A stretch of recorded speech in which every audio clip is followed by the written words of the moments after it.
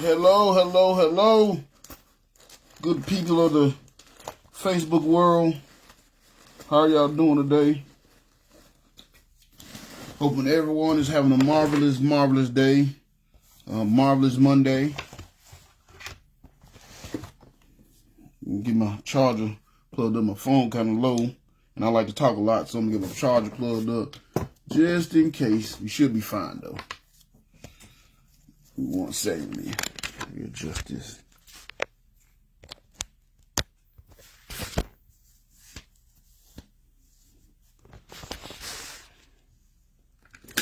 There we go.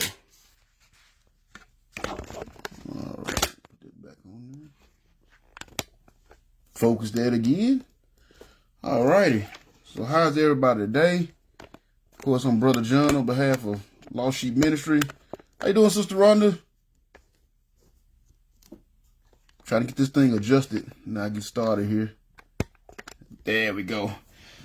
Again, how y'all doing today? Brother John on behalf of River Lake Baptist Church, on behalf of Lost Sheep Ministries. And I'm here to bring you a lesson tonight that's very important. Last week we focused on letting your flesh block your blessings. And today I want to focus on letting the world keep you from God's, what did I say? Don't let the world take you out of God's grace. And I've been doing these lessons here for the last couple of weeks, going through numbers, but I want to do these lessons because it's important. It's certain aspects of the Christian life that we don't really think about. A lot of times we don't realize how important our actions is and the decisions that we make after we become a Christian, because we've been so used to just living in the world and doing worldly things and not really worried about the influence that these worldly things have on others. That you got to realize once you make the decision to be a Christian and become a representative of Christ, all your decisions and your actions affect everybody around you. But more importantly, it affects you too. It affects you and the relationship you have with God. And that's what I want to, that's why I've been focusing on these last 2 weeks. Last week, again, I did the lesson on keeping your flesh, giving into your flesh and keeping your flesh from blocking your blessings. And today, I'm going to focus on not letting the world take you out of God's grace. And we're going to see a situation where it happened to the Israelites where they let the world seduce them, so to speak. It was a certain people, but, for the aspect of this lesson, I'm looking at it as the world. They let the world seduce them and take them in a direction they didn't need to go. And because of that, they lost God's grace in their life. So I'm just going to go ahead and jump into it. And several people have been telling me they've been watching the video, so it's been a blessing. So instead of me waiting and having that long little 5 minutes to where y'all just watching the wall, basically, I'm going to go ahead and start. And hopefully, people come in as we go. So today, we're going to be in the book of Numbers, chapter 25. And like I said, the title of the lesson is Don't Let the World Take You Out of God's Grace. And it's important to remember that, once you get saved, that starts your relationship with the Lord. That's cool. I'm glad you got the Brother John along. I appreciate that. Appreciate you being here. But we got to understand, once you get saved, yes, you have, you receive, you're saved by God's grace. But if you really want to reap the benefits of having a relationship with God, you have to take it a step farther. You have to, you got to try to do your best. I ain't gonna say live a godly life, because none of us can do that. We're not perfect, so it's hard for any of us to live a perfect godly life. But there are steps you can take and things that you can do and things that you cannot do that'll help you get the grace of God in your life. That'll bring you closer, because the closer you get to God, the more you're under His grace, the more of God's grace you have in your life. And that's what I want you to see tonight, the importance of making those good decisions so you can have God's grace in your life. Because that's what sustains us. It's God's grace that sustains us. But it's also God's grace that keeps the chaos out of our lives. That's what we don't understand, that all the problems and the drama. Because people notice, if you notice, and I talk to people all the time, and they be like, man, I remember, I was going to church all the time, I was reading my Bible all the time, all the prayers, and I was praying all the time, and, everything seemed to run smooth. And then when I got out of the habit of doing those things, everything started to go, sideways. And the reason why is because you've lost God's grace. Not His blessing. God still, every day you wake up, you're still blessed by God. So don't get that confused. But there is another part to the relationship, and that's walking in His grace. And that's what you want to do. Once you become saved, you want to walk in God's grace so He can take care of those problems for you, so He can do those things that He promised to you. But we got to understand that those promises always was contingent upon us doing a certain part. God promised, I would do this, I would do that, I would do this. There's several promises throughout the Bible, but those promises was always contingent upon you obeying my commands. You do the things that you're supposed to do. If you do what you're supposed to do, then I do what I'm supposed to do. I told you I was going to do. I'm sorry. And of course, God always does what He's supposed to do. And we got to understand the correlation between us obeying His commands and us having His grace on our lives as well. And we're going to see tonight in the story we're going to look at tonight, we're going to be in Numbers chapter 25. We're going to see a situation where this country convinced the Israelites to do some things that took them out of God's grace, and because of that, they end up suffering for it.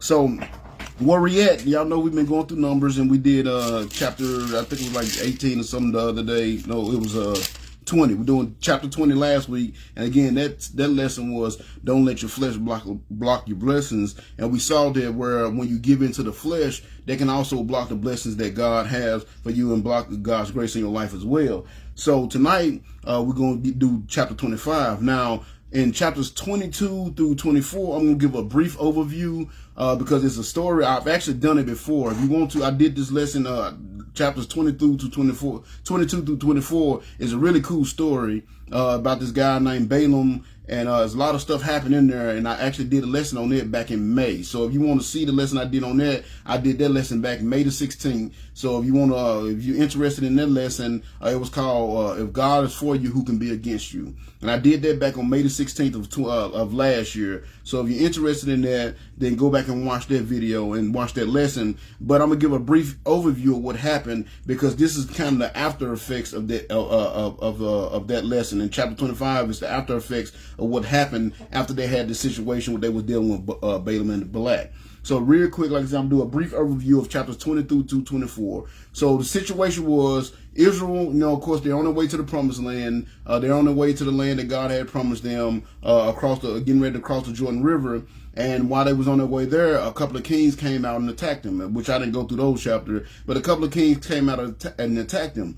And because they had God's grace on their life, because they were doing the thing they were supposed to be doing at the moment, saying they got the victory over these kings. These kings attacked them, saying they was on their way. They was doing exactly what they were supposed to be doing. They were following the Lord's command. They hadn't been complaining about much at that point in time. So God was with them. And because God was with them, they end up getting a victory over these two kings, Shion and I believe the other one was Og, that attacked them. So, and they destroyed them. And these nations were kind of greater than the Israelites at the time, but see, the Israelites had God's grace, and that's why they got the victory over them. So now they keep on moving, and they come to this land of Moab. They get outside this land of Moab. So these Moabites, they heard about what the Israelites did to these other two kings, and they got afraid. And so they were like, well, we got to do something about this. If we don't do something about this, they're going to come in and destroy us and take our land. So what they did, they sent for this guy named Balaam. Now, Balaam, he was a guy, he was kind of into the divination and witchcraft a little bit, but he had this weird relationship with God. And like I said, I talked about it in the other video I did back in May. He had this little weird relationship with God, but that God actually listened to him and conversated with him at one point. So they tell Balaam, like, hey, come here, we want you to curse these people. These people are coming to our land, and we can't defeat them. They defeated these other three kings, these three mighty kings, and we're afraid they're gonna come and defeat us. So could you come and curse them for us? So Balaam initially, he's like, well, let me go ask God, and God told him, hey, no, you don't need to go because these are my people. But this guy Balaam, he was all about his money. He was one of those church people that was in it for the money kind of thing. So he went to God again, and God said, okay, well, you can go ahead and go. So then on the way there, God got upset that he went anyway instead of paying attention to God's original command not to go, and God was going to kill him. And he sent the angel to stand in the road that was going to kill him. And the donkey that Balaam was riding on saw the angel, so he kind of veered off to the left.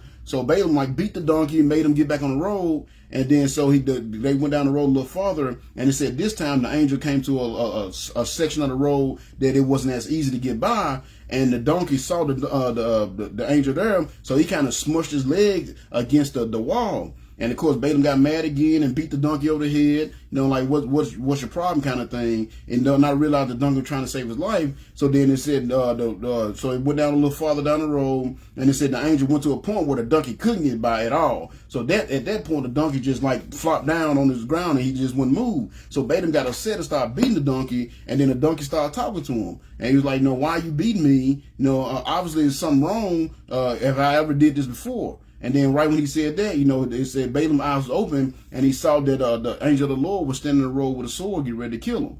So, so he was like, oh, I realize I've sinned, and if you don't want me to go, I'll go back. He said, well, no, go ahead and go, but make sure when you go, you only say what I tell you to say. All right, so he gets there to the king of Moab or whatnot. The king of Moab gave him his promises. I'm going to give you all this jewelry and all this money and all these things. All I want you to do is curse these people, basically. So he said, look, I'm here because you asked me to be here. He said, but I can only say what God tells me to say. Well, the only thing I can tell you, I can say is what God gives me permission to say. So the king was like, okay, fine. So they went out, and like I said, I'm just doing an overview. So basically he went out, and the king wanted him to curse the people, but instead of cursing the people, he blessed the people. So, so the king was, got upset, like, hey, I brought you here to curse him. Why are you blessing him? He's like, look, man, I told you I'm here, but I can only say what God wants me to say. So the king was like, all right, well, I guess he won't let you bless curse the whole nation. He said, well, let's go to this other place. There's not as many over here. Let's go curse them. So again, the next day they went out there and they went to this other area. And, they set up the altars and made some sacrifices, and the Lord told Balaam what to say. And once again, he went out, and instead of cursing the Israelites, he blessed them.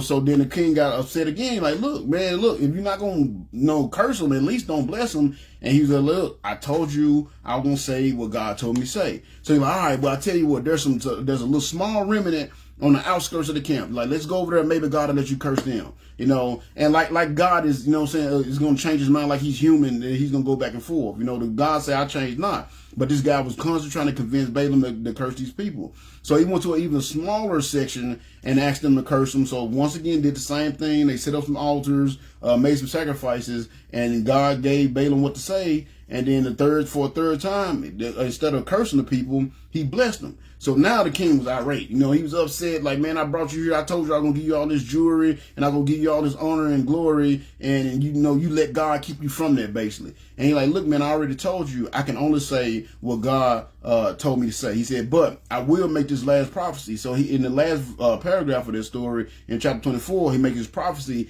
and basically tell this king of Moab how they're going to be defeated by the Israelites. Eventually, they're going to be defeated by the Israelites. So then, of course, after that happened, the king was upset with Balaam because he wouldn't curse him like he's supposed to, and he left. And if you read through Numbers, that's it. That's kind of the end of the story. They go their separate ways. But there's more to it. And that's why it's so important for you to read your Bible so you know this. And this is what's going to bring up the situation tonight. Because even though Balaam didn't curse the Israelites so the Moab can get a victory over him, he did do something else. He did do something else that allowed the Moabites to get a victory over the Israelites. And what he did was he taught him how to get them out of God's grace. And see, that's what the world does to us. It tried to teach us how to get out of God's grace. And that's what he did. He taught the Moabites how to convince the Israelites to do some stuff they're not supposed to do, knowing that if they did those things, it would take them out of God's grace. And that's what I'm going to focus on here tonight in chapter 25. We see the results of that. And see, we see that, and that's why I say it's so important, y'all. I hope y'all watching my videos, that y'all read our Bible so y'all know these things and you know how all these things kind of interchange with each other. But if you go over real quick to Revelation chapter 2, verse 14, chapter 2 verses 14, we'll see where the Lord talks about this, what Balaam did and how he showed Balak, gave them the ability to pull the Israelites away from God. So in Revelation chapter 2 verses, actually I'm going to read 13 through 14. This is, if you're familiar with your Bible, this is Revelations. Jesus was he was writing these letters to the angels of the churches at this point. So he was writing this message to the church in Pergamum. I might have mispronounced that wrong. I'm sorry if I did. So he said, in verse 20, he said, write this letter to the angel of the church in Pergamum. This is the message from the one who has a sharp two-edged sword. I know that you live in a city where that great throne of Satan is located, and yet you have remained loyal to me. And you refuse to deny me even when Antipas, my faithful witness, was martyred among you by Satan's followers. And yet I have a few complaints against you. And here you go. He said, you tolerate some among you who are like Balaam. Now, Balaam is the guy I was just telling y'all about. He was the one that was supposed to put the curse on the Israelites. He said, you tolerate some among you who are like Balaam, who showed Balak how to trip up the people of Israel. He taught them to worship idols by eating food offered to the idols and by committing sexual sins. So you see what he did? He couldn't curse them. And basically what he did, like, look, king, he basically, again, they don't talk about this in Numbers, but again, if you read your Bible, you'll see he basically told the king, like, look, you're not going to be able to defeat them because God is with them. God's favor is on their lives. If God say they can't be touched, they can't be touched. He said, so there's nothing you can do. He said, but what you can do is get them from under God's favor, get them from under God's grace. And then once God takes his hands off of them, it leaves them vulnerable. And see, that's what the world does to us. Especially as us Christians, that's what they do. It convinces us to do the things that we know we're not supposed to be doing. So therefore, if we do that, we'll lose God's grace on our God's grace and God's hand of protection on our lives, and it makes us more vulnerable to the devil's attack. So that's what we want to talk about here, because that's what Balaam did, and that's how Moab was able to get a small victory over the Israelites, because they convinced the Israelites to do some stuff they weren't supposed to be doing, and they lost God's grace, and therefore made them vulnerable to attacks, and they was able to get this victory. So see, we got to understand that's what the world does to us. That's what our society does to us. It convinces us, it convinces us that it's okay to give in to our sinful desires. And when we do that, we're thinking of ourselves, we're living for ourselves, and we giving into our selfish wants, and we're not realizing in doing that we lose God's grace in our life. We lose that wall of protection. We lose that extra step that we're supposed to be taking toward him, to having that close relationship with him. And see, but the way they do it, they trick you. Because if you look in Numbers, in my Bible is my Bible is, it got like subheadings over each chapter, basically telling you what the chapter about. And chapter 25 is labeled Moab Seduces Israel. So they don't come straight out and do it. They didn't attack them straight out like, hey, come do this. They seduced them.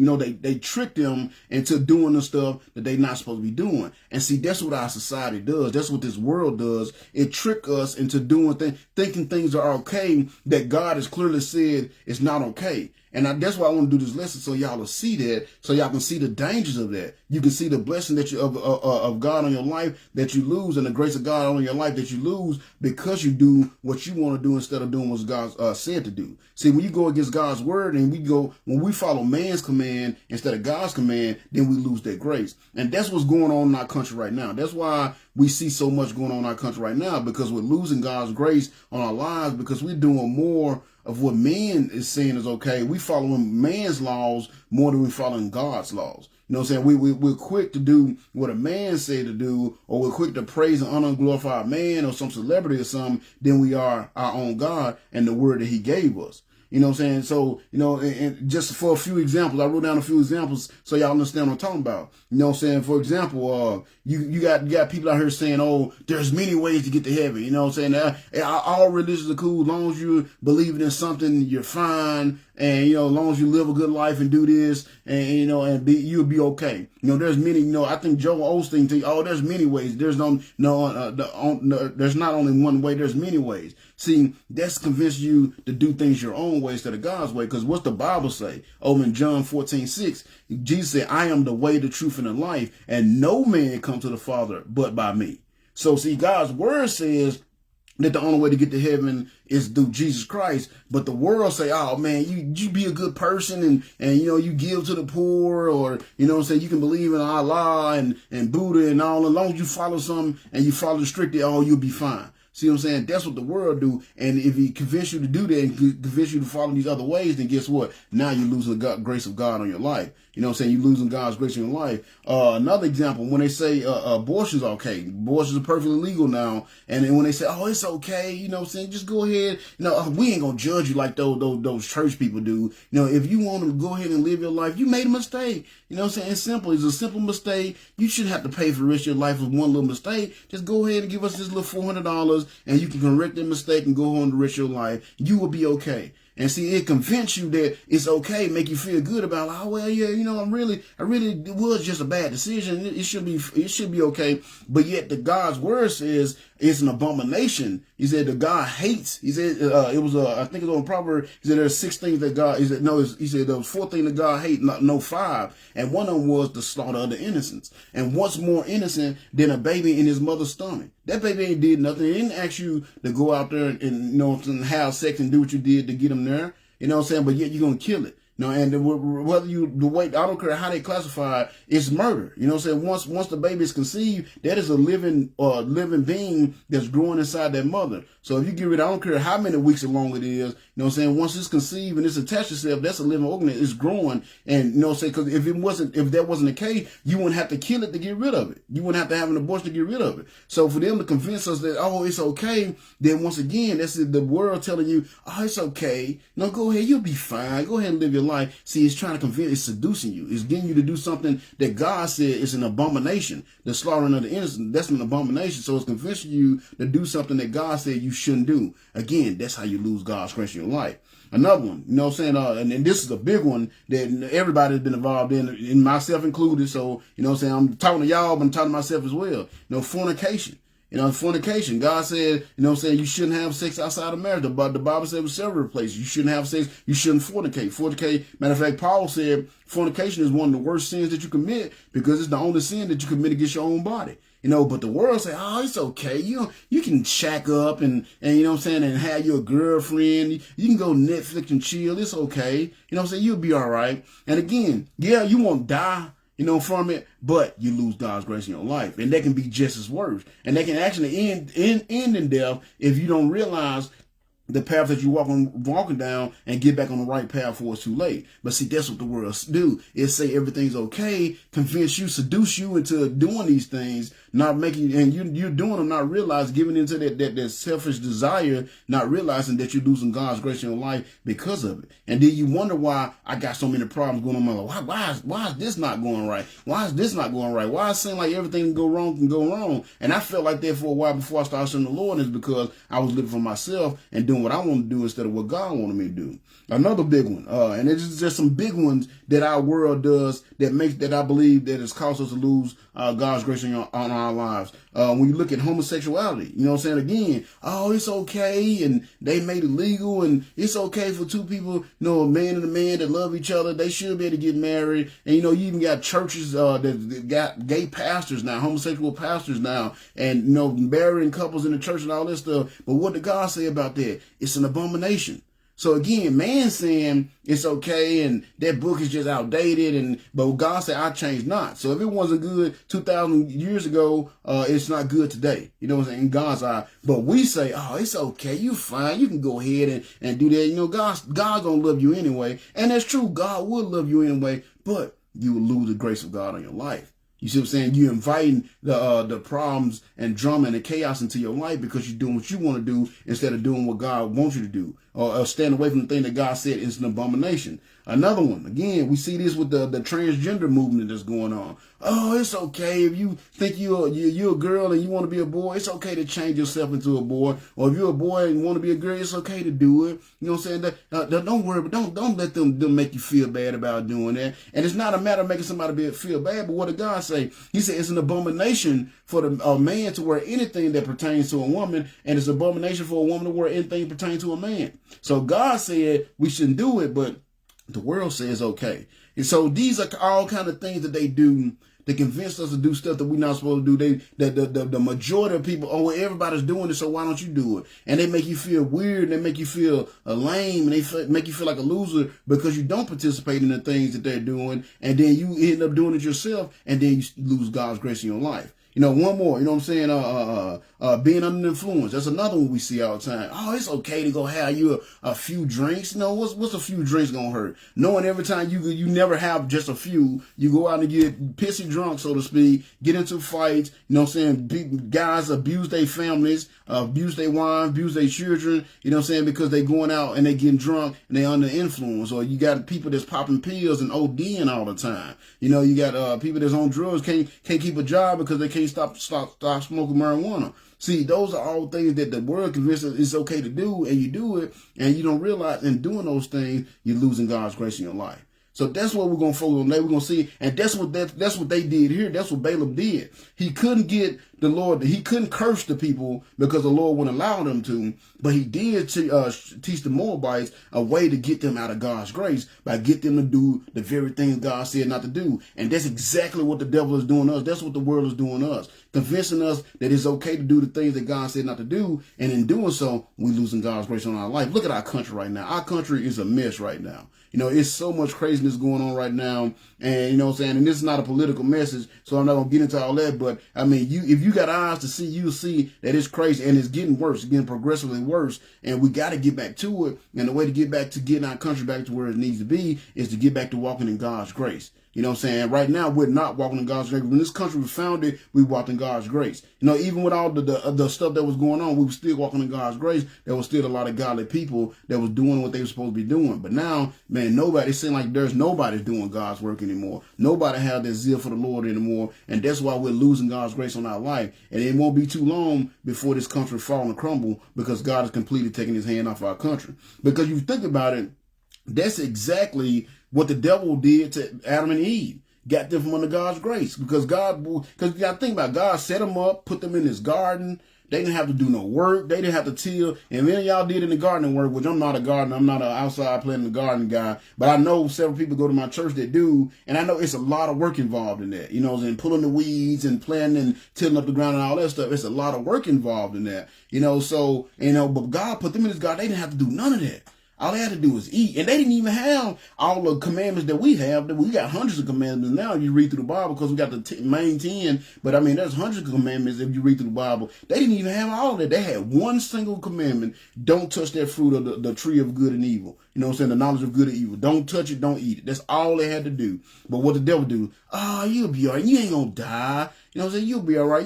God, you ain't going to die. You'll be fine. You know what I'm saying? Go ahead. It's your body. You know what I'm saying? It's your body. God and gave you all this. Go ahead and have a little piece of. Matter of fact, you be just like God.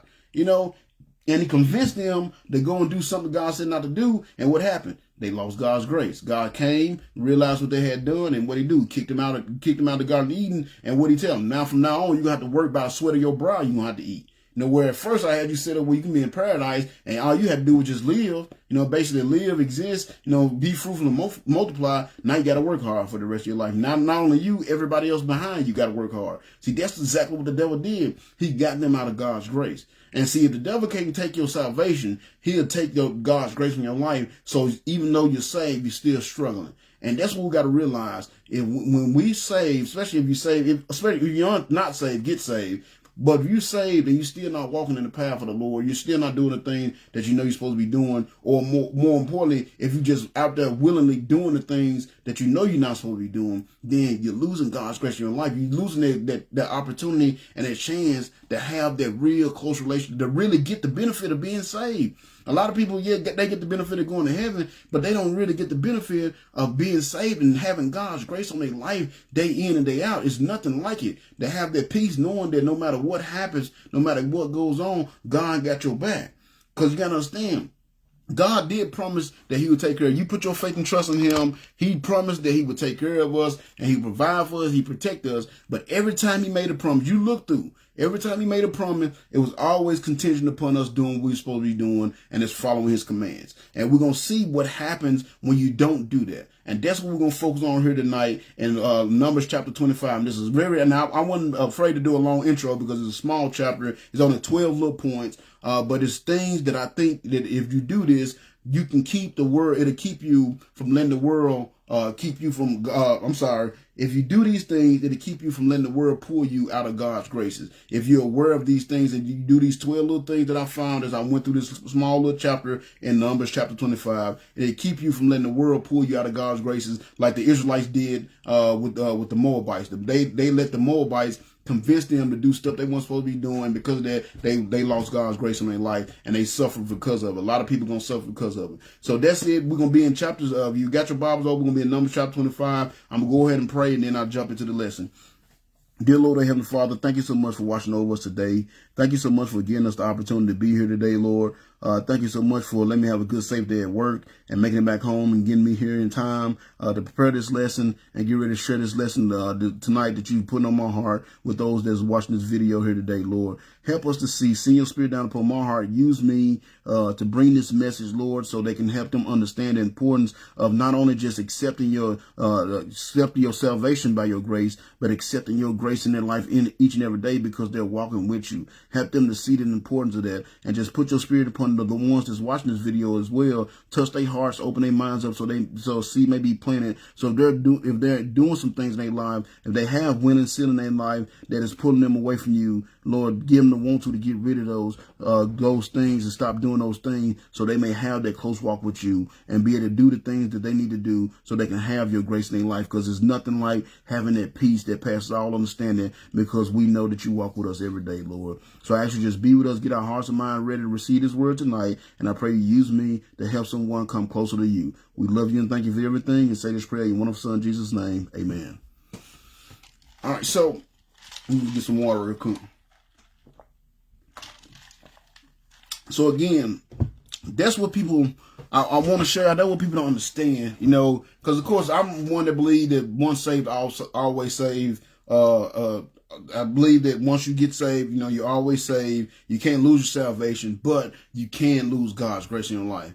And that's what I want you to understand. I want you to, because that's what the devil does. He try to ruin your testimony. He try to ruin your testimony. He try to keep you from the blessings of God. That's why he try to keep you from having a close relationship with God, so you won't see God's blessing on your life. That's why I do these videos, man. That's why I put so much time and effort and work into doing this, because I've seen God's grace on my life. And I've told y'all before, I've said it many times, I do this, man, because I want y'all, and it's not that I'm perfect. I don't want y'all thinking I'm perfect and I got everything fly down and laid out and everything is go hunky-dory in my life. I still have problems and issues that comes up. But man, I definitely feel God's grace on my life. I know that I am where I am because of God's grace on my life. I know I have the family I have because of God's grace. The job I have, the things and abilities I'm able to do is all because of God's grace. And I want everybody to experience that. But this world will make you show you, don't even worry about this stuff, man. Just do you. You're going to heaven, so don't worry about the other. Just go ahead and do you. And you don't realize what you're missing out on and what you're losing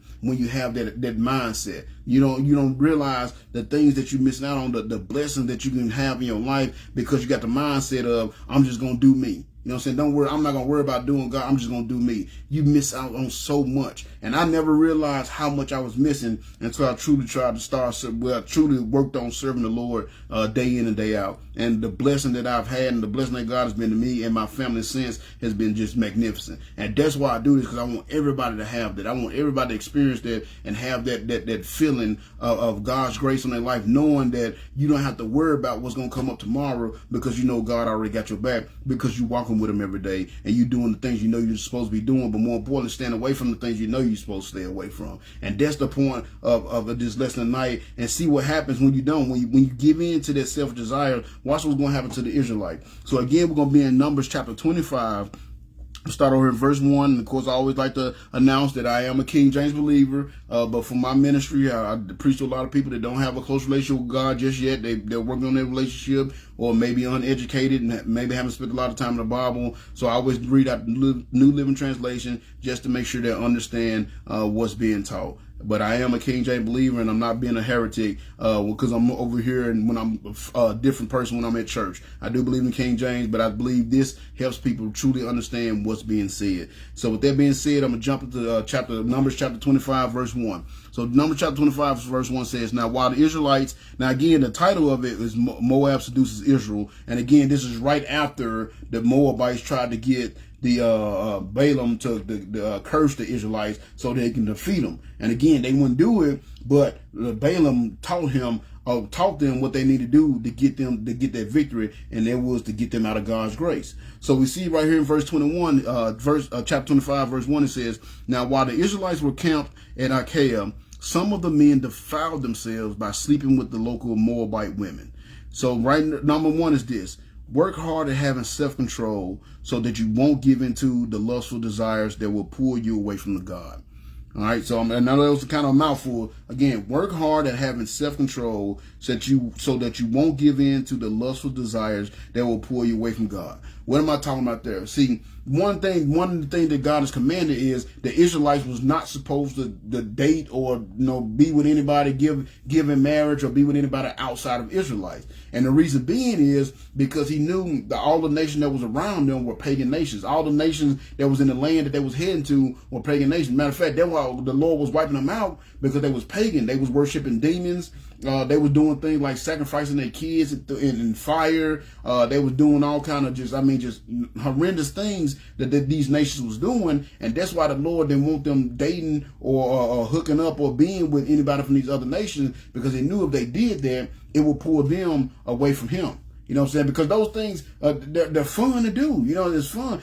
Being, serving the Lord, it seems restrictive. You know what I'm saying? Because you don't get to do the fun stuff that you see all these unsaved people doing, or these worldly people doing. Look like they having the most amount of fun, but you don't realize the blessings that they're missing out on because they're doing these things, and you don't realize the blessing that you have because you're not doing these things. You see what I'm saying? And so it looks fun. So you got to work on having that self-control, not to give in to that. Because that's what they did. And he said some of the men defiled themselves by sleeping with the local women, the Moabite women. So again, Balaam told them, hey, if you can get them to hook up with your women and then get them to start worshiping idols and things like that, then God will get mad at them and you can beat them. So, it ain't no telling what the women did. They were Moabite. They were pagan women. So I'm pretty sure they probably didn't dress moderate. They didn't have a moderate attire on. It ain't no telling what they had on. And they seduced these men, and these men gave into their lust. And because they gave into the lust, what it says, it defiled them.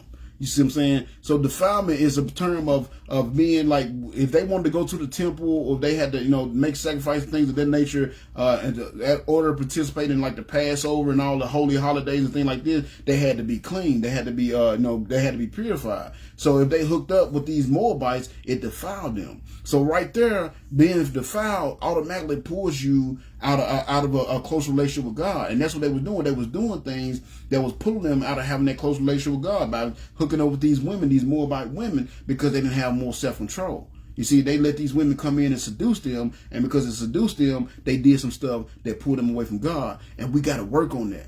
We got to work on that. Yes, I know the stuff is enticing. Again, I'm not supervious to it. I'm not some super Christian where I'm not affected by pretty women or half naked women on TV, which you can't turn your TV on without seeing half naked women everywhere. You can't go to the store, especially now it's springtime. It's about to get hot. The clothes about to start coming off now.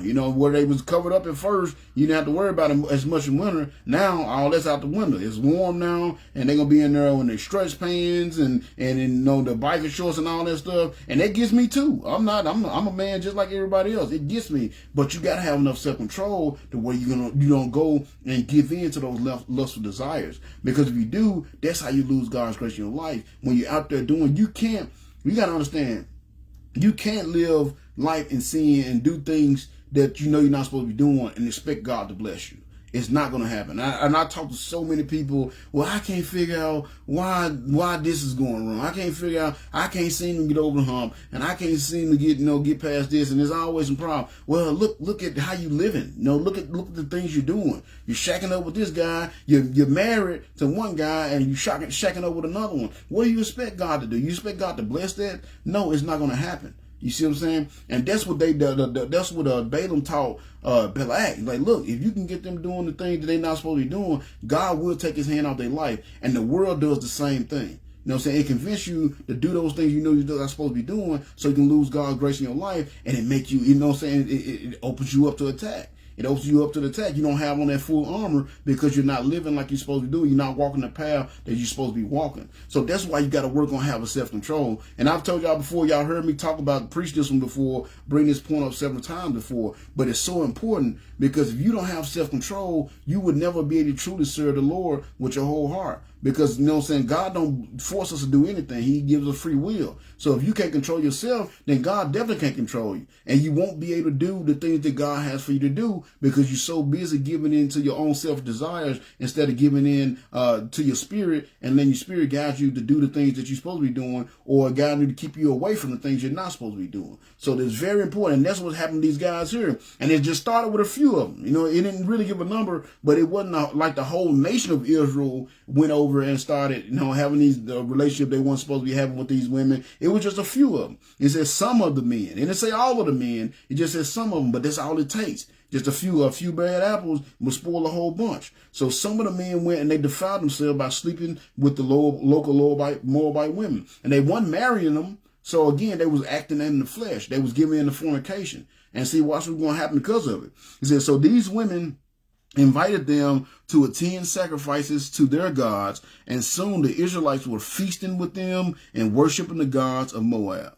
So you see what happened? It started off and that's what sin does. Sin never decreases, it always increases. It might start off with a little lie, and then next thing you know, you're cheating, and then next thing you know, you lying to cover up the cheating. Then next thing you know, you might get into it with a husband, end up killing a husband or something like that because she's cheating and you cheat. I mean, it just creates more and more chaos. Things get progressively worse as it goes on, the deeper you get into it. And that's what it did. So to start off, them just sleeping with the women, but next thing you know, they in there, they hanging out with them, they're feasting with them, making sacrifices to their gods, worshiping the other gods. So number two, you got to be sure you are spending more time with the things of God than the things of the world.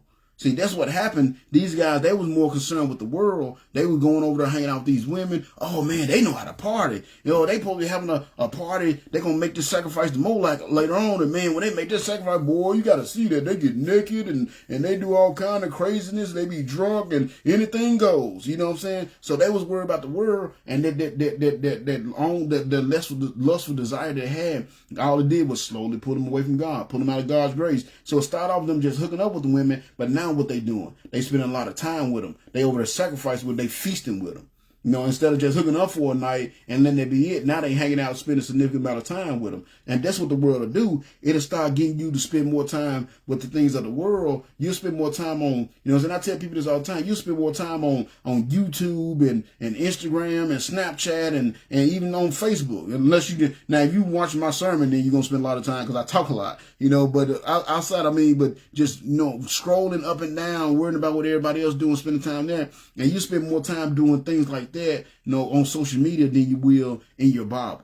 And you know what I'm saying? And when you do that, that's the world, all of the world is doing. It's just slowly pulling you away, little bit by little bit. And you don't realize as it's pulling you away, the farther you get away from God, the farther you're getting away from under his grace and the blessing that he has in store for you. And you got to realize that. You got to make sure you're spending more time in the things of God than you are in the things of this world. You know what I'm saying? And again, it's a hard thing to do. It's a hard thing to do because everything in the world is so fun. It seems so fun. And you know what I'm saying? But that's why I say the pleasures of sin is good for a season. It causes pleasure because it feels good to you. It's going to feel good to you. You know what I'm saying? You might even feel right. Like, man, this just feel right. I know God say don't do it, but it feel right to do. And you know what I'm saying? You don't realize the whole time you just getting farther and farther away. And that's what they did. They started off them just hooking up with the girls, and then now what they doing? They worshiping these girls' God. They didn't pull them away from the real God to these fake gods. And now they're losing God's grace on their life. Because watch what happened in the next line. It said, so they invited them to attend sacrifice to their gods, and soon the Israelites were feasting with them and worshiping the gods of Moab. And watch what happens. And in verse 3, before long, Israel was joining in the worship of Baal Peor, causing the Lord's anger to blaze against his people. See what happened? Pulled them away from God. So what they had to, you got to understand, you go back a few chapters, God was with them. These kings came out. They had armies, because you got to understand, Israel wasn't really an army. They hadn't been trained. They had been slaves. They were slaves. They was workers. They weren't really armies. They hadn't been trained. They didn't have a trained military. You know what I'm saying? They could probably take care of each other. They can handle themselves in a fight kind of thing, but they weren't trained military. And the guys that came out and attacked them were trained military. These people that had been training for war and things like that. Israel didn't have that training because they just left Egypt a little while ago. You see what I'm saying? So they didn't have that training, but yet they was able to get the victory because God's grace was on them. But now, guess what? It says God's anger blazed out against them. See, now they losing God's grace because they let this world take them away from God's grace. They started focusing on things of the world and satisfying themselves instead of doing what God wanted them to do. So number 3 is this. Don't let the material things of this world and the pleasures of this world become a God to you. Again, don't let the material things of this world and the pleasures of this world become a God to you. And how can you know something is become a God to you? If you put it before you do the things of God, then that is your God. Like if you ever, if y'all know me long enough, y'all heard my testimony, y'all know my mother was addicted to crack. That was her God. You know what I'm saying? That was her God. Nothing came before that crack. Nothing came before her getting her fix for the day. You know what I'm saying? When me and my brother didn't, you know what I'm saying? Our responsibility to feed us and take care of, that didn't, you know what I'm saying? Going to church, nothing. No matter what happened, she got her hit. No matter what happened, no matter what she had to do to get it, whether it was rob, steal, or kill, she did it. Setting guys up, things like that. I mean, she done a lot of terrible stuff to make sure she get her fixed. That was her God. Anything that you put before God is your God. You know what I'm saying? If you can't get up and go to church Sunday morning because you're out washing your car, or you out, cleaning your boat, or you out there on the river fishing, then those are your gods. Anything you put before God, anything that's a priority in your life, if you can't get up and go because you got to go make some more money because you don't feel like you got enough, then that is your God. And you got to understand what that does is it makes you lose God's grace in your life. You got to make God your priority. Because you understand it, and over there in Matthew, one of my favorite verses to quote, Matthew 6:33, seek ye first the kingdom of God and its righteousness, and the rest of these things shall be added unto you. So if you make God your priority, all the other stuff that you out there running and chasing is going to come to you. But you got to make God your priority. But when you make the other things your priority, and that's what a lot of us do. You know what I'm saying? A lot of us, we'll put all our effort into work and you know what I'm saying, and all these other things, our extracurricular activities. And if we have a little bit of time left at the end of the day, maybe we'll give God some of it.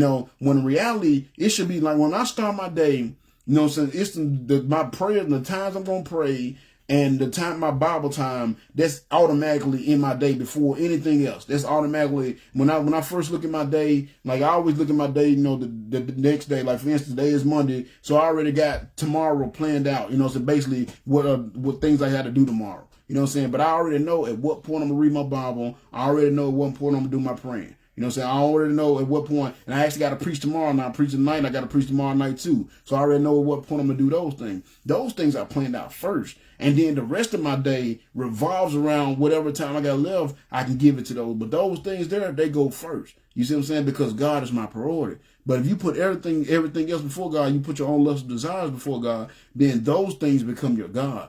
And there's some people, the alcohol comes first. The marijuana comes first. The women come first. Other things come first. And they don't realize that losing God's grace in their life and eventually the anger of the Lord will blaze out against them. And that's what happened. They got into these worldly things. They went and started kicking with these women, going to these crazy parties. And the reason why I say that, because if you understand idol worship and the kind of things they did, it was a lot of craziness that went on. You know what I'm saying? Like I said, they would burn their kids. You know what I'm saying? A lot of them, they would do these naked rituals, dancing around naked. They would have basically orgies, these big orgies, all this stuff. So it was quite a sight to see. And it was definitely tantalizing to the flesh, so to speak. And that's what they did. They started getting these guys, and they started going. They said, "Oh, boy, man, you got to come. You got to come over here, boy." And when they sacrificed the Moloch, man, it's something to see. All the women are naked, and they started licking each other and all that. And they just, next thing you know, they got everybody coming in, and they giving into their self-desires, not realizing they're losing God's grace because of that. You know what I'm saying? Not only that, now they rousing up God's anger, and that's what ended up happening to them. So they say before long, they was joining in the worship of Baal Peor and causing the Lord's anger to blaze against his people. See, they lost God's grace in their life because they gave in to the world. And that's what happened.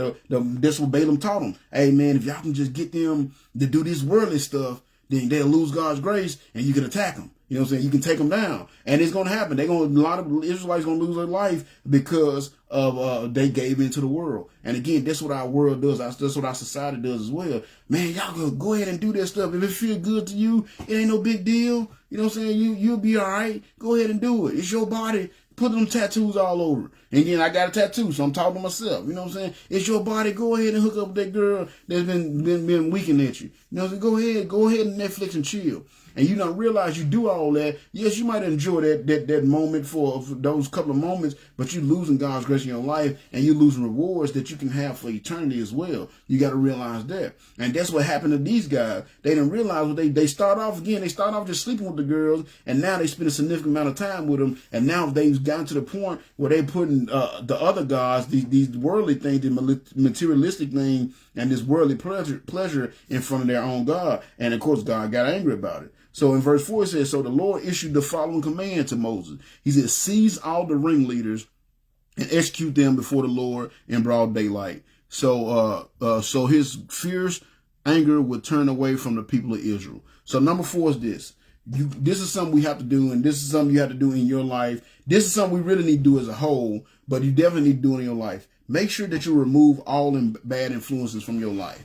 Everybody got somebody in their life that they know, a person that they're just, for lack of a better word, just terrible person to be around. You know what I'm saying? You know this person's always doing some stuff they supposed to do. It could be a family member or a friend from your childhood, but they just got a knack of doing stuff they know they're not supposed to be doing. They're in and out of jail all the time. They always causing problems. They always get into fights. They always starting stuff up. Everybody got somebody in their life that they know like that. And what you got to do, you got to get that stuff out of your life. You know what I'm saying? You got to get this, because you got to understand, you might try to be, and I'm not saying don't talk to them, don't get in the gospel. I'm not saying that, shun them kind of thing, you know what I'm saying? But I'm not saying you should be spending a significant amount of time with them neither, because we always think that, we can be a good influence. Excuse me, I'm sorry about that. We always think that we can be a good influence on them, but what's going to happen, they're going to be a bad influence on us. And that's why you got to get that out of your life. And that's why the Lord said, all the ringleaders, all the ones that started this up, take them and execute them. Get them out of here. Because they the one that led them down that path. And if I let them live, they can continue to lead them down that path. They can continue to lead them astray. So he said, get rid of them and execute. Now, of course, we can't do that. We can't just take people like, man, you're going to be a bad influence. You're going to make me drink, and I'm not supposed to drink and kill you. We can't do that. You know what I'm saying? Of course, this was God's doing here. And that was way back in the day when they can get rid of this, get away with them. But for us, we just got to get those bad people out, those bad influences out of our lives. You know what I'm saying? That's what it's talking about, leading a separated life. You got to separate from the world. You know what I'm saying? Now, of course, we have to live in the world. We have to live in the world, but live in the world, but not let the world live in you. You can separate, but you just got to want to. And a lot of times we don't want to, because again, worldly stuff feel good. It's fun. You know what I'm saying? That's why all the excitement is at in the worldly things. You see what I'm saying? But serving the Lord can be just as exciting, but more important, it's peaceful, and you stay under God's grace. And that's what you got to understand. I think that's the problem with God. He just got bad PR. You know what I'm saying? Because the worldly stuff, man. I mean, they make it look so fantabulous and so good. And the reason why, because they never do really show the end result. And that's how they're able to trick people. You know what I'm saying? They show you, you know what I'm saying? Even like, when in the beer commercials, you see them all the time on TV. I started watching Hulu. We've been watching like some shows on Hulu. Me and my kid, we like to watch like anime. And the one we're watching right now is on Hulu. And I hate it because they got commercials. And I ain't had to watch commercials in a while. And they always got these beer commercials and drink commercials. And if you know with the commercials, they always show people having the greatest time. They get everybody at the bar, they got their drink, turned up, and everybody at the bar having a great time. And that's what they show, and they put their perception out there, but they never show what happened at the end of the night. They didn't show that person getting so drunk that they passed out and ran into somebody and killed somebody. Or some woman that got so drunk that she passed out and got taken advantage of by some creepy dude somewhere. They don't show all the bad stuff that happened from it. They just show the good stuff. And it makes it say, oh man, let's go ahead and do it. That's the way to have a great time. And not really the position that you're putting yourself in. Not only you pulling yourself away from God, but you're losing God's grace in your life, and you open yourself up to attacks. You see what I'm saying? So number 4, again, you gotta be able to separate yourself from that stuff. You know what I'm saying? If you got a person that always doing stuff they're not supposed to be doing, have the tendency to doing wrong things, and if you go around like me, I used to love smoking marijuana all the time. That was my vice kind of thing. So now, you know what I'm saying, and there's certain guys that I used to smoke with all the time. You know what I'm saying? They were my smoking buddies. But now I don't go and hang out with those guys. I know if I go hang out with them, then I'm going to be tipping to smoke. So I can't go hang out with them and expect not to smoke. You know what I'm saying? You can't be an alcoholic and trying to recover from being an alcoholic and working in a bar. It's not going to happen. You know what I'm saying? So you got to have, again, go back to the self-control thing. You got to have that self-control, and you got to be able to separate yourself from things that you know is going to pull you away from the Lord. You got to separate yourself from the things that you know is going to lead you down a path that you don't need to go down. And that's what happened to these guys. You know what I'm saying? They got caught in with the world. They let the world get in their hearts, and it pulled them away from God, and they lost God's grace on their life because of it. So you got to do that. You got to be able to get those bad influences out of your life. And that's why the Lord told them, get the ringleaders, the one that led them down that road, get them and kill them. You know what I'm saying? Get them and kill them. We got to get rid of this. We got to cut this cancer out right now. Because, again, I mentioned earlier, a few bad apples spoil a whole bunch. You know, so if they don't get rid of those ones that's leading them down that path to do those wrong things, then guess what? They're going to lead the people away from the Lord instead of bringing people to the Lord. So number 4, make sure that you get rid of all the bad influences out of your life. I think that's how I put it. I had another little statement. Yeah, make sure you get all the bad influences out of your life. I turned my page too early. So then he told him, he said, you know, seize all the ringleaders and execute them before the Lord in broad daylight, so that his fierce anger would turn away from the people of Israel. So Moses ordered Israel's judges to execute everyone who had joined in worshiping Baal or Peor. So number 5 is this. And this is something, again, this is one that I brought up several times. It's a point that I brought up several times, but it's important that you remember this. Because, again, when you're doing stuff that you're not supposed to be doing, that's what sin is. And we can never forget, the wages of sin is death. The wages of sin is death. See, they went in there and they started worshiping. They started having sex with these girls they weren't supposed to be with in the first place. They started worshiping this God that they weren't supposed to be worshiping in the first place. And then what ended up happening? The Lord told them that they had to be executed. The Lord told Moses to round them up and execute them. See, the wages of sin is death. Now, of course, this is a physical death, but you got to also realize there's a spiritual death as well.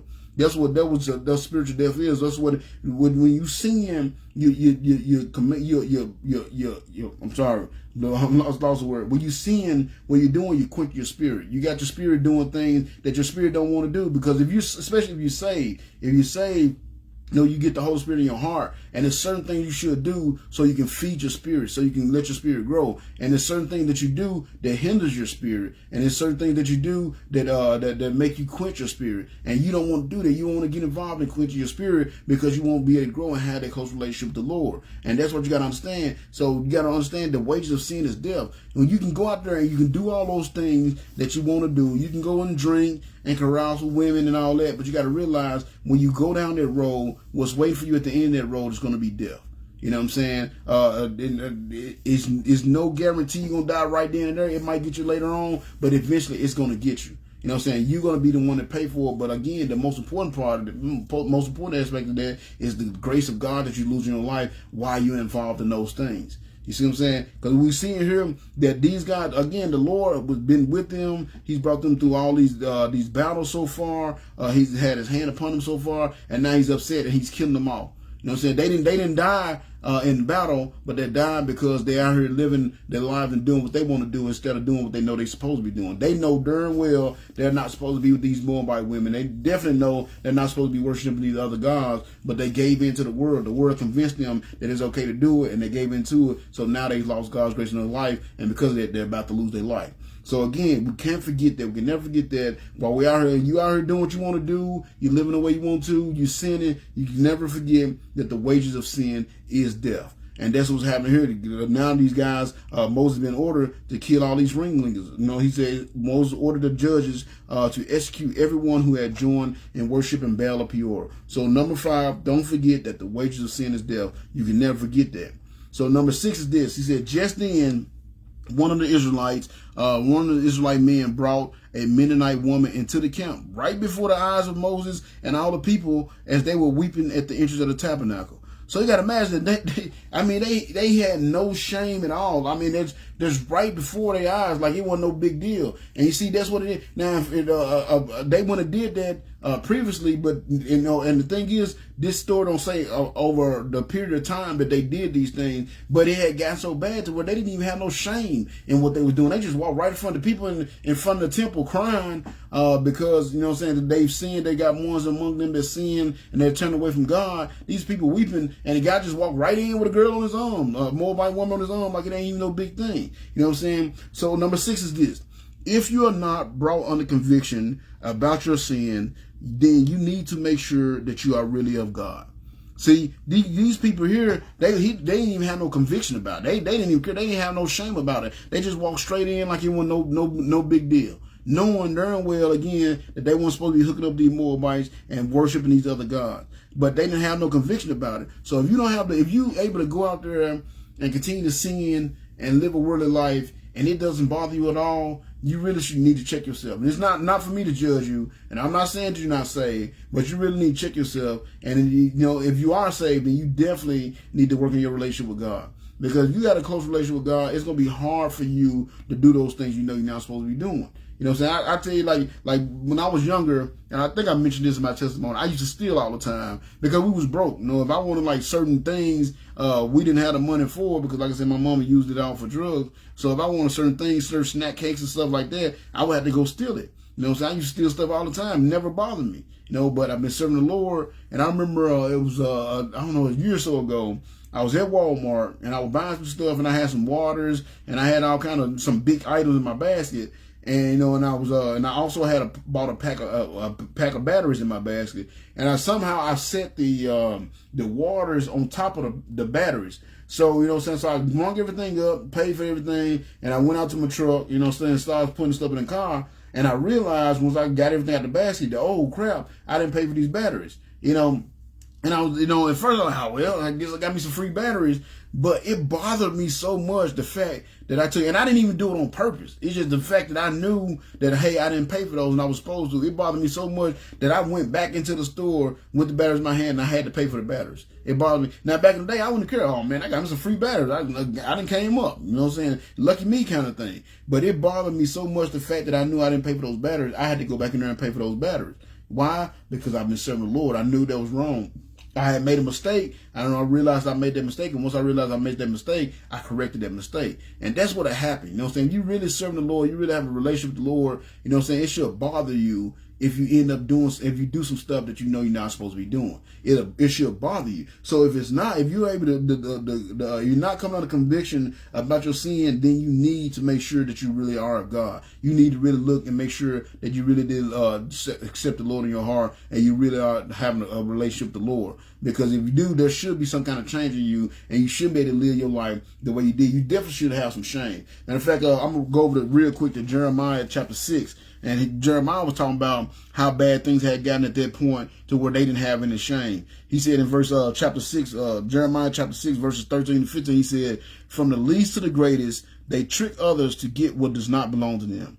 Yes, even my prophets and priests are like that. So that's how bad that got. So even the church people were bad and tricking people. He said, yes, even my prophets and my priests are like that.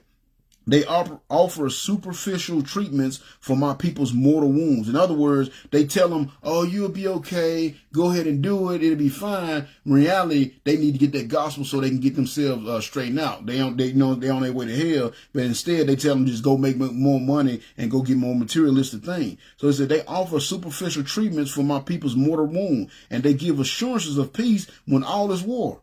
Are they ashamed when they do these things, these disgusting things? No, not at all. They don't even blush. Therefore, they would lie among the slaughtered. They will be humbled beneath my punishment, my punishing anger, says the Lord. So that's what he says, they don't even have shame. And we don't have shame in America. Look at what we got going on. They have they have gay pride parades. So they have parades celebrating the homosexuality. There's no shame there.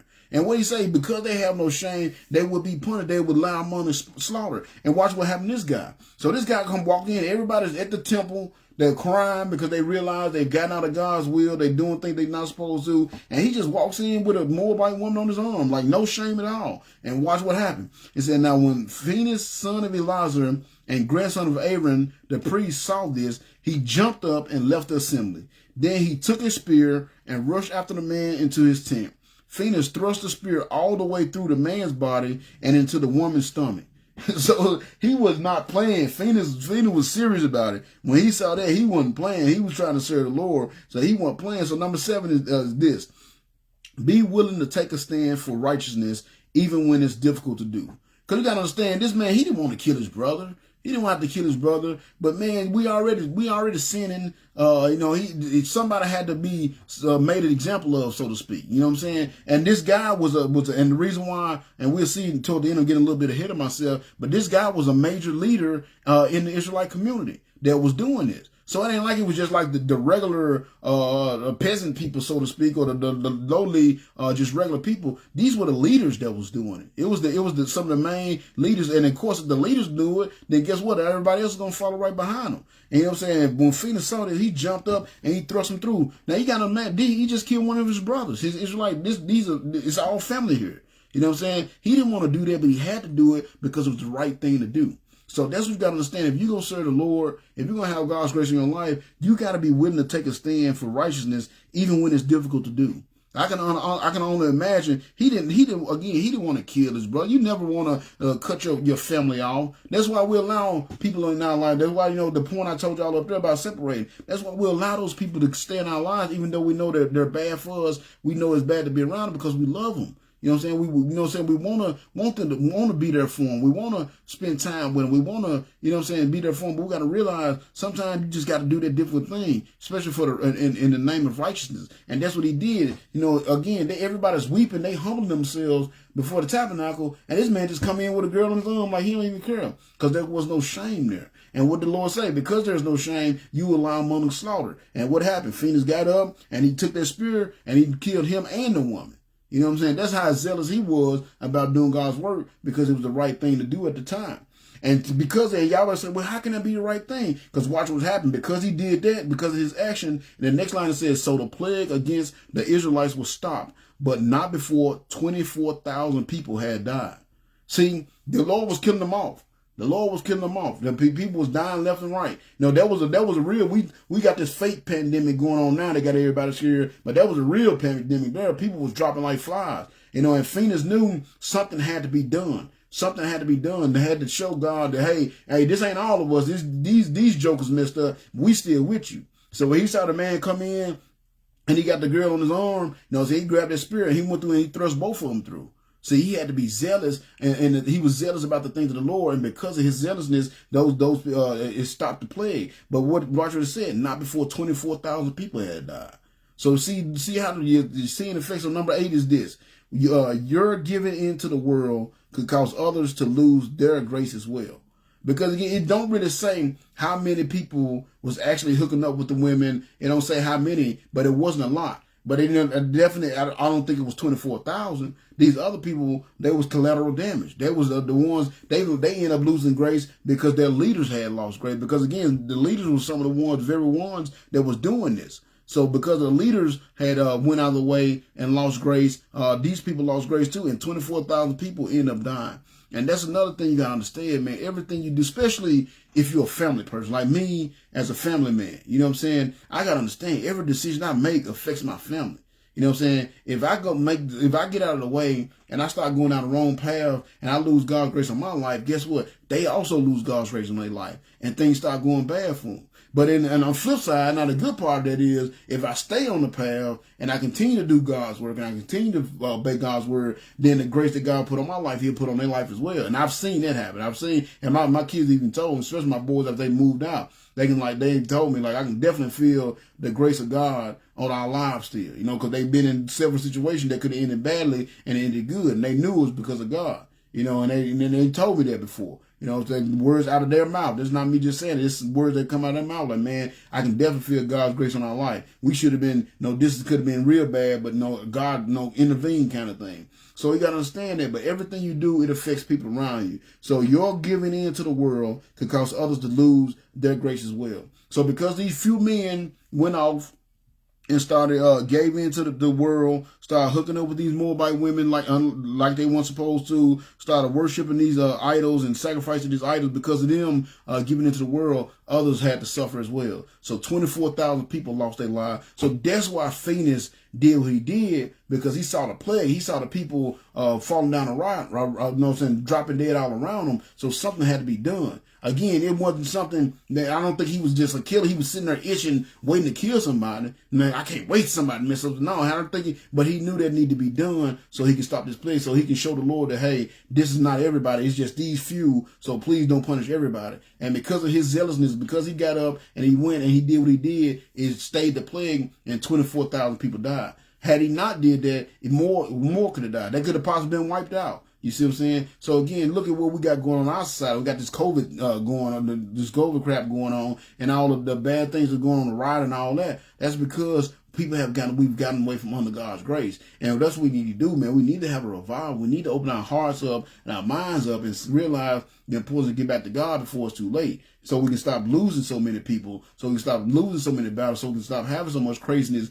going on in our lives. That's what we got to do. Somebody got to step up and be zealous for the Lord. I pray to the Lord. I pray every day to the Lord that he'll use me to do it. You know what I'm saying? But if not, I pray that at least I can, light the spark in the heart of somebody that will do it. But somebody got to do it. Somebody got to be that leader to get us back to God. And you see here, this leader right here was leading them away from God. And you know what I'm saying? So that's why when Phoenix killed him, the plague was stayed because he got rid of that bad element that we was talking about in our point earlier.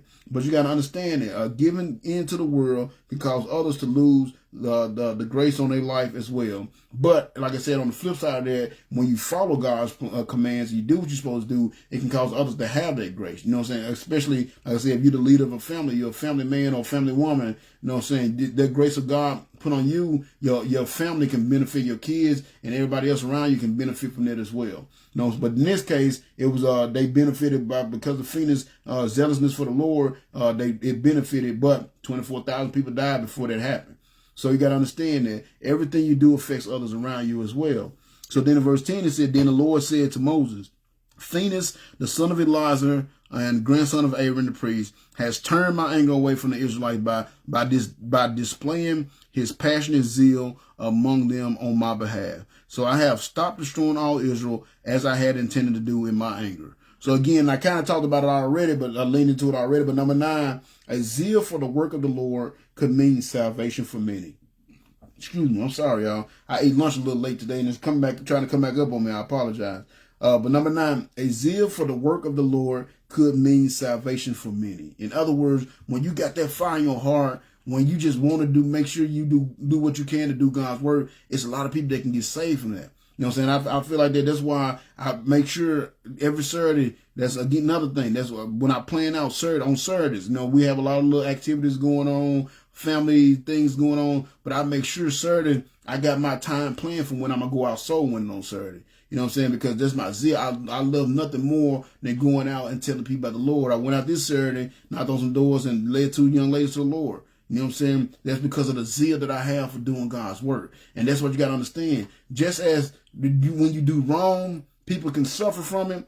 But when you do right, others can be blessed by it. And because of Phoenix's, because of his zeal, other people were saved. You know, 24,000 died. He couldn't save everybody. And as you got to understand, he couldn't save everybody. But there was a lot more that could have died that didn't because of his zealous heart for the Lord. So you got to realize that a zeal for the work of the Lord could mean salvation for many. All the lives he saved because he had that zeal for the Lord. And the same can happen for you. That's why it's so important for you to go out and do the work. If God is giving you the ministry, man, make sure you put your all into that ministry. If you're working with kids, put your all into working with kids. If you on the bus, you driving buses, put your all into doing that bus route. And like me, you know, so I have my lost sheep ministry. I put my all into it. Even with the 1, 2, 3 people that I have, they come to my meetings. I still put my all into making sure I'm doing everything I can to educate them on the ways of the Lord. You know, whatever God is giving you to do, make sure you put your all into it because there's somebody out there that it can mean salvation for them. You know, and I started soul winning about 5 years ago, I believe, about 5 or 6 years ago. I'm sorry about that, y'all. I started soul winning about 5, 6 years ago. And when I started soul winning since then, I've led over 400 people to the Lord. You see what I'm saying? Salvation a minute because of my zeal for the Lord. I got bit by that bug. I realized the importance of making sure people getting saved and they know about salvation. And I just started sticking with it, make sure I'm doing it constantly. And because there's over 400 people been saved. And I don't know how much time I got left on this earth, but hopefully I see twice as many. No, honestly, I hope to see 1,000,000 times as many more saved before I you know what I'm saying, before the Lord call me home. You know what I'm saying? That's what I want to do. But you got to have a zeal for the Lord. And if you had a zeal for the Lord and doing the things of the Lord, you know what I'm saying? People's salvation, somebody's salvation is dependent on you having that the want to in your heart to do the work that the Lord has for you to do. So make sure you do that. And that's what because of Phoenix had that zeal for doing the work of the Lord, because he wanted to make sure that he pleased the Lord. He got up and he did that. And even though it was a hard thing to do, that was, again, I can't imagine that was an easy thing to do, to kill a brother, you know what I'm saying, a woman, a man that just caught up in their sin. You know what I'm saying? That's all it was, but he knew something had to be done. He had to stand for righteousness, and he did that. So even though a lot was lost, there was many more that were saved. And I guarantee you there was more that was saved than was lost in that situation because of his zeal for the Lord. So make sure that you have that zeal for doing God's work so you can bring the blessing. And again, that's how you stay on the grace. That's how you stay on the, if you got a zeal for God's work and you always doing God's work, you always where you're supposed to be at, doing the things you're supposed to be doing, that's how you get that grace on your life, God's grace on your life, and you got to do that. And matter of fact, the next line it says, so by displaying passionate zeal among them on my behalf, so I have stopped destroying all of Israel as I had intended to do. It says, so tell him that I am making my special covenant of peace with him. In this covenant, he and his descendants will be priests for all time because he was zealous for his God and made atonement for the people of Israel. So number 10 is this. A zeal for the work of the Lord will bring you farther under his grace. Again, I kind of said it earlier, but he got to understand God made a covenant because of his zealousness. God made a covenant with him that he's going to be preached for all time. You know what I'm saying? He's going to be blessed for all time. He said in this covenant, he and his descendants will be priests for all time because he was zealous for his God and made atonement for the people of Israel. So when you got that zeal for the work of the Lord, that brings you even farther under God's grace. That's how you really, again, that's how you walk. That's how you get that favor on your life. That's how you get God's grace in your life. That's how you get rid of all the problems and the chaos out of your life, is by having that zeal for the work of the Lord. Make sure you have a zeal for the things of the Lord. You're doing the things the Lord wants you to do, that you know the Lord wants you to do. And that's what Phoenix did. Even though it was hard. Again, I can't imagine that was the easiest thing to do, to go in there and kill one of his Israelite brothers and the Moabite. He might not have cared as much about the Moabite, but still, there was one of his Israelite brother, and he had to go kill him to show the Lord that, hey, he made atonement for the people by doing it, and showing the Lord that, hey, all of us hasn't left you. I know a few have went astray, but it ain't everybody, Lord. Don't take it out on everybody, kind of thing. And that zealousness, it got him rewarded. He got rewarded to where he was told that he's going to be a priest for forever. You know what I'm saying? What a blessing that is. And again, instead of letting the world take you away from grace, taking you out of God's grace, those are the things you do, having that zealous for the Lord's work that'll bring you farther under God's grace. And that's what you want to do. You want to get under God's grace and stay under God's grace and not get from under God's grace, because you don't want to live your life without God's grace in your life. And again, that's what we're seeing right now in our country. We're seeing a country how it's going to be without God's grace on our life, because we've gotten away from God, because the world has tricked us into doing what we want to do instead of doing what God told us to do. So then in verse 14 says, now the Israelite man killed with the Midianite woman was named Zimri, son of Salu. Get this, the leader of a family from the tribe of Simeon. So he was an important guy. Again, this wasn't just no lowly scrub of a man that was doing it. This was like one of the leaders in the nation of Israel. And then check out who the woman was. So the woman's name was Cosby. She was the daughter of Zer, the leader of the Midianite clan. So again, it was some leaders. It was some higher up people. It wasn't just regular people that was committing these acts. It was the higher ups that was doing this. And that's why it was so bad. And that's why the Lord told gather all the ringleaders up and execute them. So number 11 is this: be sure you are following the right people. Because if the leaders are doing wrong, then the people are going to do wrong. And I know if y'all have heard me pray before. I always pray for the Lord to put all the people that he put in authority over us to have wisdom, so they can get their hearts back to God, so they can lead the people in the right direction. Because the people that you're following is doing wrong, then you're going to do wrong. So make sure that you're following the right people. You know what I'm saying? Look at them judging. You know, people say, oh, you shouldn't judge. You do supposed to judge, because you don't want to be following the wrong person. Because you following the wrong person, they're going to lead you down the wrong road. Make sure you make sure you have the right leaders in your heart. Stop following these celebrities. You know what I'm saying? Just because they can throw a football or shoot a basketball or they can run really fast. Stop following these people. If these people not leading you to the Lord, you know what I'm saying? If they're not doing something that's going to help you have a close relationship with God, stop following these people. You need to start following the right people. You need to start following some preachers. You know what I'm saying? Some good soul-winning fundamental preachers. Not just any preacher, because all of them ain't good neither. There's some preachers that are just as bad out there as everybody else. But make sure you got the right leaders in place. And again, that's why our country is suffering. We've been putting the wrong people in for the wrong reason. You know what I'm saying? I was I've done it before myself. I remember when Barack Obama was ran for president. I had no clue, and I ain't ashamed to admit it. I had no clue to what his political policies was. I didn't know what his policies was. I didn't know what his belief system was. I don't know none of that. All I knew, he's a black dude, so I voted for him. And that was as far as I thought about it. He was a black dude, and I voted for him. You see what I'm saying? And that's not a real reason. I don't know what kind of policies. I don't know what his politics was.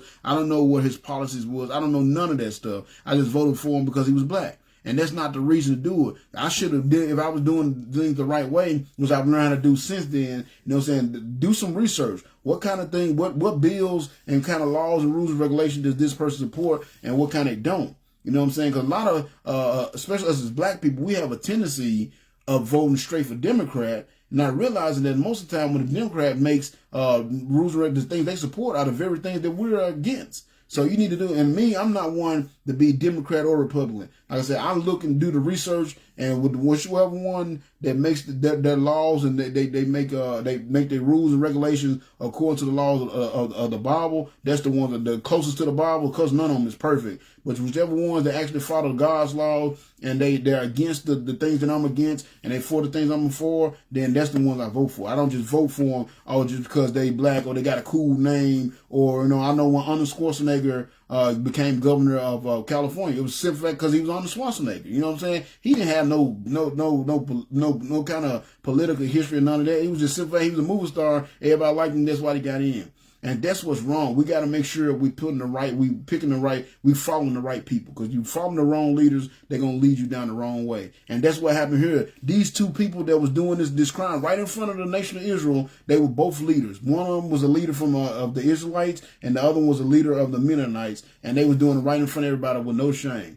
So you got to make sure you're following the right leaders, because if you don't, they're going to lead you down the wrong path. And what they're going to do is lead you out that path of God's grace for your life. And again, that's what we're seeing here in our country right now, because we got our leaders, people that we've elected and put in office, that says it's okay for abortions. It's okay for homosexual marriage. It's okay for a man turn himself into a woman, or a woman turn himself into a man. The leaders, the people that we've put in office, we've allowed them to do these things, and that's why we're losing God's grace in this country the way we are now. That's why this country is going down the way it is now. It's being destroyed from the inside because we're putting the wrong people in there for the wrong reasons. So make sure you're following the right leaders, because if you don't, they're going to lead you down the wrong path and lead you out of God's grace instead of under God's grace.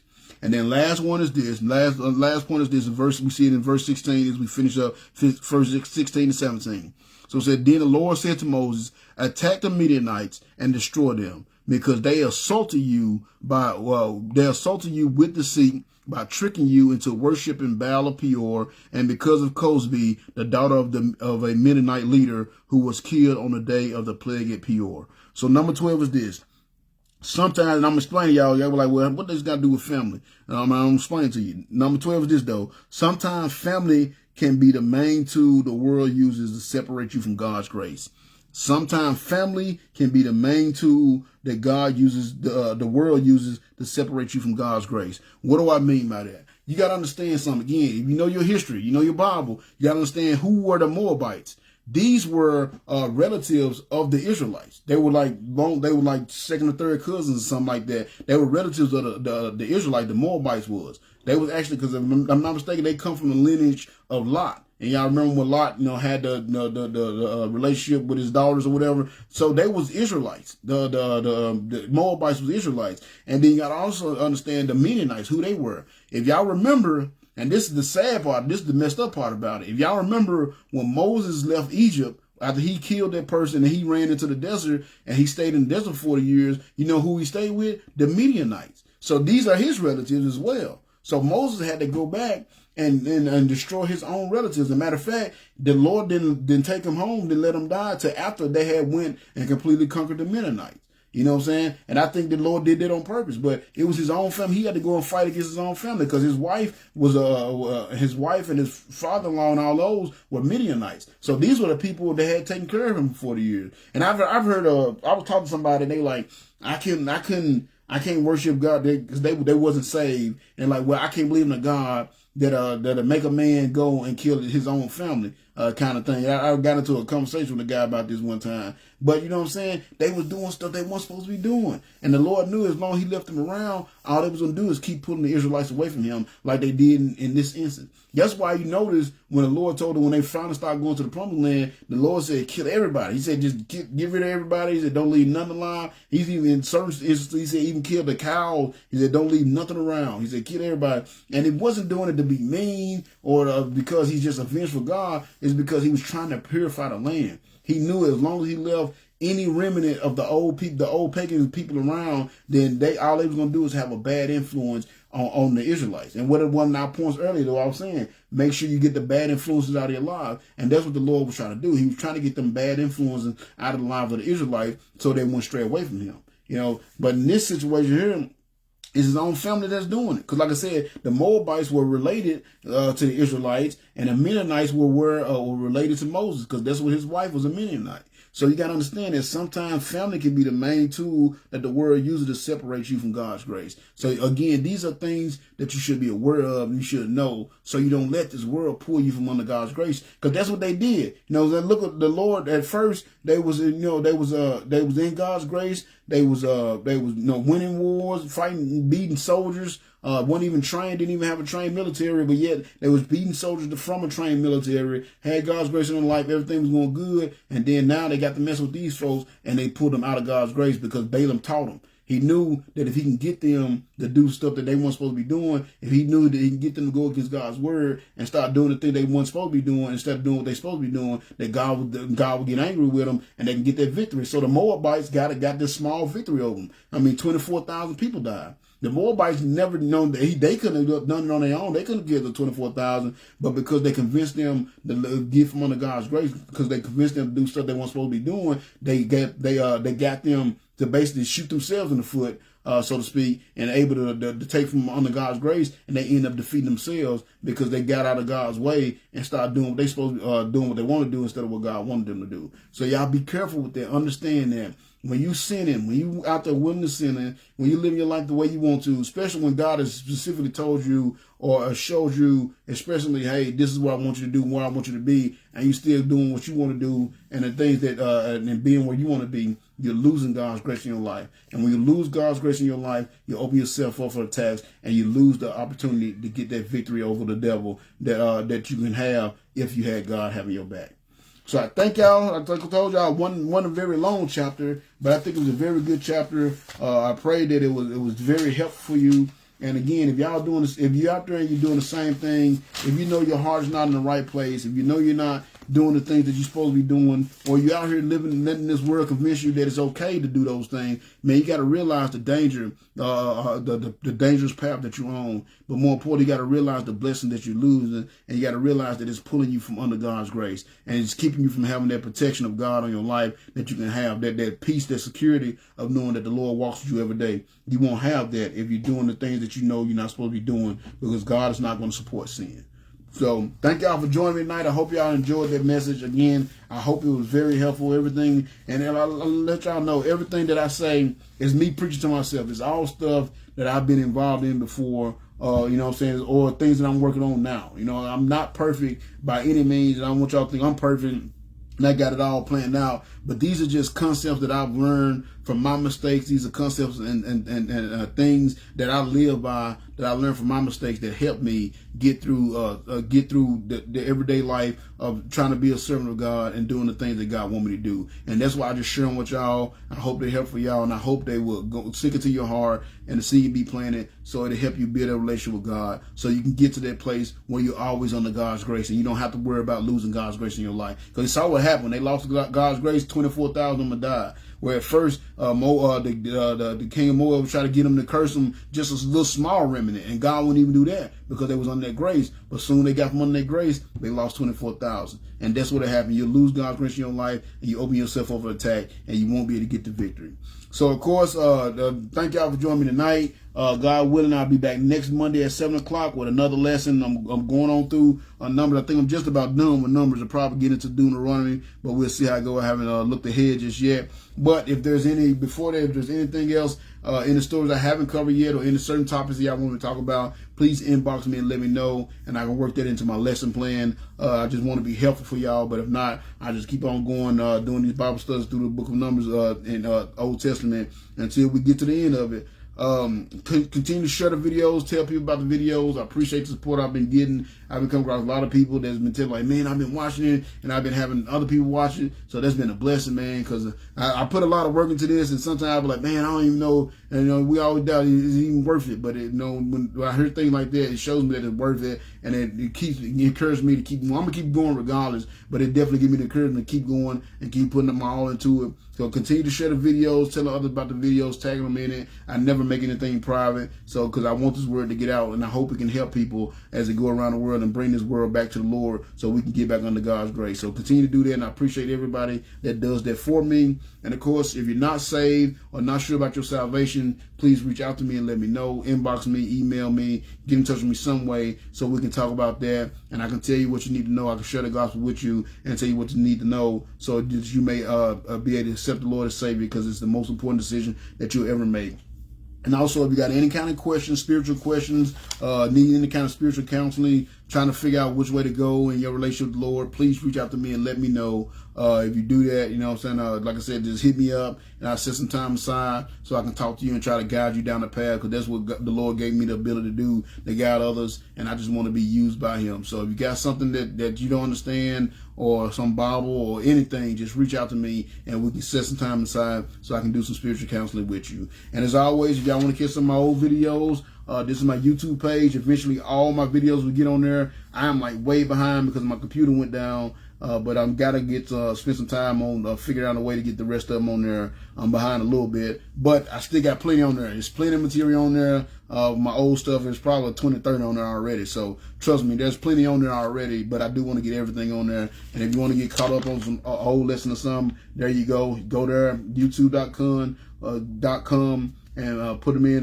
type it in just like that with space between each one, and it would take you to my page. So I thank y'all for joining me tonight again. I hope the lesson was helpful, and I pray that you saw, if there's something that in your life that you're doing that you realize could possibly take you out of God's grace, I pray that the Lord work in your heart about that thing, bring you under conviction about it, and you will work to get that thing out of your life, and realize the danger of the road that you're on if you continue down that path. Because at the end of that path, the only thing that's going to be waiting for you is death, and you do not want to go there. But matter of fact, you just don't want to lose God's grace in your life, because you don't understand how good it is to be able to walk chest and chest with the Lord. I promise you, it's one of the greatest feelings in the world. So I thank y'all for joining me. I'm going to go ahead and pray, and I'm going to get out of here. Dear Lord, Heavenly Father, thank you so much for watching over us. Once again, Lord, thank you for your word. Thank you for you sending your spirit down upon my heart as I put this lesson together, Lord. It was, as I was kind of going through, it was a small chapter, but I knew it had a lot of important aspects in it, and there's a lot of things that people don't see. A lot of time they don't understand that, you know, the serving you, because yes, you save our soul, we get to go to heaven, but they got to understand the importance of living for you after we get that salvation, Lord, walking in your ways, walking down your path. You got to realize that's what really get that grace on our life. That's how we really get the true benefit of being saved. A lot of people get saved and they don't really get the true benefit of being saved and having that close relationship with you, because they still want to walk in their own ways and do the things that they want to do, Lord. So I pray that tonight, with this lesson tonight, they will see the error of their ways, and if there's some things in their hearts that they're doing, that they have some selfish desires in their heart that they're still participating in, Lord, I pray that you give them the want to, bring them under conviction about it, and give them the want to get away from those things, get those bad influences out of their lives, so they may walk in your path, so that they may not do what these Israelites did. These Israelites was sitting pretty, Lord. They had your hand upon them. They was conquering these kings, and they was getting all these mighty victories until Moab came and convinced them to start living like the world. And once they started living like the world, they lost your grace, and therefore they lost a battle, and they lost a lot of lives in the process. So I just pray you just let these words that was spoken here tonight go out to the hearts of others and touch their hearts, and get them to want to get those bad influences out their lives, so they can truly walk in your ways and serve your purpose and your will will with their lives, Lord. I pray you continue to use this ministry and my family to do this wonderful work you have for us to do. Continue to guide our hearts and minds in the right place and just give us the ability to have influence in the lives of others and get them to want to continue to serve your purpose, your will as well. Be with all your servants, Lord. Give me your power, love, and wisdom over any problem that may arise that may keep them from doing your work, and just continue to guide them down the path they need to go so they can cross the paths of those that need to hear your gospel, and give them the confidence and the boldness to share your gospel with them so souls may be saved. Be with all those that are lost, Lord. Continue to shine your love and grace down upon them, and can just continue to bring them under conviction about making that decision. There were several I came across this weekend when I was out knocking on the door that wasn't saved, but wasn't really trying to hear it at the time. And I just pray you keep your hand upon them, Lord, and help them see the importance of making that decision before it's too late, because it's the most important decision we ever make. And I don't want them to go through that door called death and get on the other side and realize the opportunity they missed where they could have called upon your name. So just be with them, Lord, and continue to guide them in the right direction. Be with River Lake Baptist Church and all the churches that stand on your biblical truths, Lord. Just continue to be with them all. Help them grow, prosper, reach out in community to change the lives of others and capture lost souls of men, Lord. And just continue to be with them so they can continue to guide your people in the right direction, so they can continue to build your kingdom and honor and glorify your holy name, Lord. Be with all the faithful saints that work out of the church. Be with us so we may do our position to the best of our ability, so we can support the pastors and support the churches and continue to actively build your kingdom as well. Be with all those in the military. Keep them safe while they're away. Show them that no matter how far away from home they are, they're never too far away from you, Lord. And just keep them and their families safe and protected till they can gather once again with each other and embrace each other once again, and they honor and glorify your name because of the ability to do so. Be with all those that's been misused and abused in this country, Lord. It's so prevalent in this world. I pray you continue to quicken their spirits so they don't have hatred towards you, but more importantly, make a way for them to get out of their situation and give them the wisdom to accept their way when it presents itself.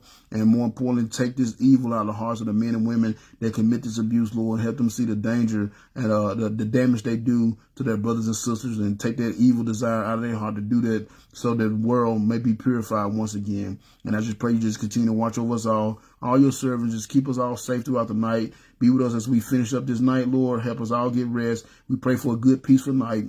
I pray that you wake us up tomorrow with another opportunity to honor and glorify your holy name. Be with this government, be with this country as a whole. Help us to see how important it is to get our hearts back to you, Lord, and get back in walking back down the right path so we can get back under your grace. Be with all our authority figures, Lord. Give them the wisdom to make the right decisions so we may be able to continue to worship you freely and continue to honor and glorify your name freely, Lord, so we can get this country back to where it needs to be. And I pray for the day when the world as a whole, we will humble ourselves and pray, seek your face and turn from our wicked ways so you can hear from heaven, forgive our sins and heal our lands. And I pray you send out more workers for the harvest, because the harvest is plenty, but the workers are few. I thank you so much for this lesson tonight. Thank you for letting your spirit use me. Thank you for the ones that came in and the ones that's going to watch later. And just thank you for being a blessing to me and my family and letting your spirit shine through me so I can be a light in this dark world to others to follow that will lead them right to you. I love you so much. Thank you for all you've done and given. And I say this prayer in your wonderful son, Jesus' name. Amen. All right, so I thank y'all for joining me. I thank y'all. Sister Timothy, it's good to see you. Glad you came in. And I don't know how much you caught, but if you didn't catch all of it, you can go back and watch the beginning. But I thank y'all for joining me tonight. And again, y'all be safe. Anybody lost you people that's watching, tomorrow night we will have our meeting tomorrow night at 6 o'clock. I know it's the 5th Tuesday, so it's that month where we got that extra meeting in there. But we will be meeting tomorrow night at 6 o'clock. And for anybody else, hopefully, God willing, I will see y'all next Monday at 7 o'clock again with another wonderful lesson that the Lord has prepared, put on my heart and help me prepare for you guys. So until then, I love you all. Be safe, and remember, always watch your back and pray. Continue to be safe and watch your back and pray, and I'll catch y'all next week. Peace.